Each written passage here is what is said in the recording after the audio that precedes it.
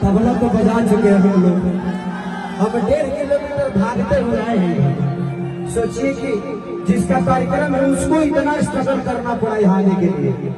Doctor साहब ये हमारे दिन कहियो न भूलो। हम सब कुछ भूल जाओगे कि रजौली के धान के खेत ना भूलो। धान के खेत के हम 2 बार मुहपुड़िए गिर गई है। तो हमारे दरोगा साहब रानी है कि डांटा कोयले लोग लेकर आनी है। वहाँ के ना रहती तो काज हो जाए दादा होगा। आगे जी कैसे जी ये बहुत अच्छे कलाकार है, रंजीत नाम है और इनका बहुत 2-3 गाने बहुत ही किए हुए हैं।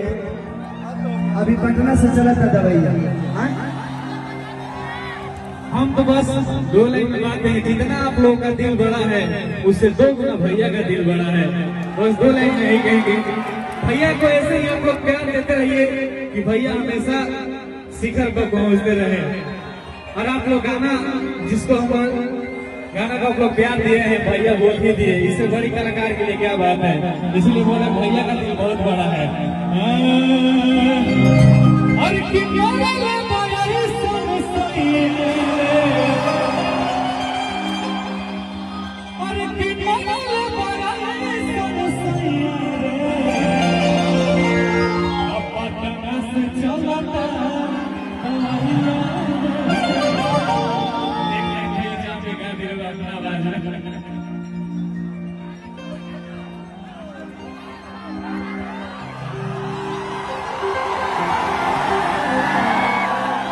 कि भैया सब पावली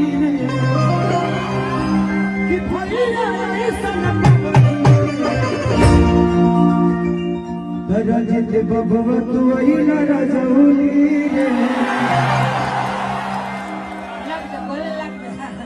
कि मरल सनरती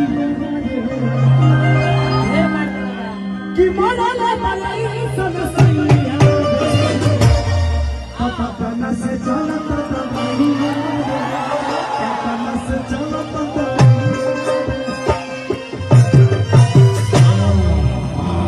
इस भाई का अगर इच्छा है तो केसारी को ये भाई मानते हैं और मैं इनको भी भाई मानता हूं। और हर कलाकार को बड़ा होना चाहिए।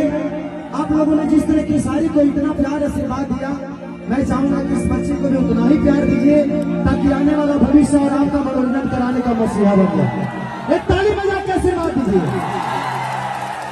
रंजीत का कहना है कि भैया अपने मुंह से इसका गाना गाने दो। ऐसे मैं किसी का गाना गाता नहीं। देखो हमारे लगे 5000 गाना हम दूसरे के कहा गए, लेकिन हमारे लिए ये भाई दूसरा नहीं है, मेरा भाई है। तो भाई का गाना गाने में मुझे कोई ज्यादा आपत्ति नहीं है। अब हो रूपा अब रंजीत डांस करेगा, नाचेगा रंजीत। आज नाचेगा बाबा, बाबा आज नाचेगा।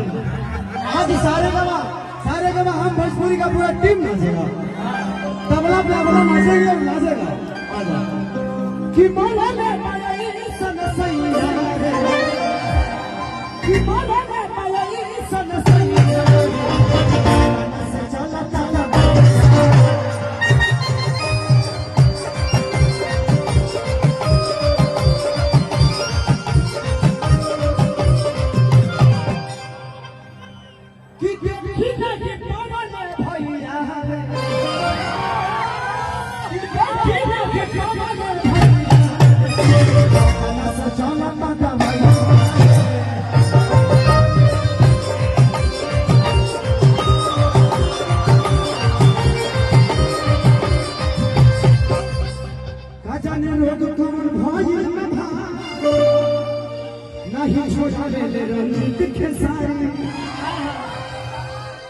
कि कल है हो लड़ाई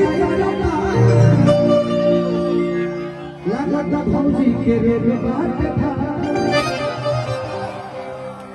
कि छोड़ा